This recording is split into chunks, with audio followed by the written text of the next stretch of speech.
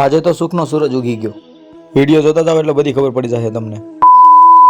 સવારમાં નાહી ધોઈને તૈયાર થઈ ગયા અને નીકળી પડ્યા માણસો ગોતવા. અને દેખાઈ ગયા હરિયો ને કલ્પો. અહીંયા જોયું મારા કાકા મૂછું મળતા હતા. મારા કાકી હળ કેતા ખાઈ જાય. અમારે હું મૂછું મળીને દેખાડે. એ નીકળ્યો પોસા પૈકી ધાબા ઉપર. ધાબા ઉપર આવીને જોયું તો ટાટું બડપ જેવું થઈ ગયું બધું. કારણ કે કાલે રાતે વરસાદ તેવો આવી ગયો હતો ને ખબર જ નથી પડતી શિયાળો છે કે ચોમાસું. ટાટું વાતાવરણ જોઈને હું સ્વેટર ડીપ્સું મારવા માટે.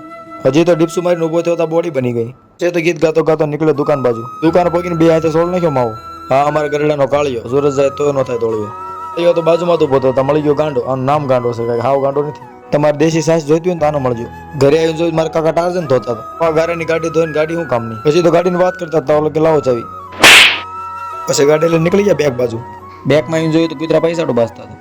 આ કૂતરો એમ જ કહેતો જલ્દી મને પૈસા આપી દો મારા. મારું કામ પતી ગયું એટલે મેં મારી છોકરીને કીધું હાલ દીધી આપણે ઘરે વહી જવી. પછી કરી નાખી ગાડી ચાલુ.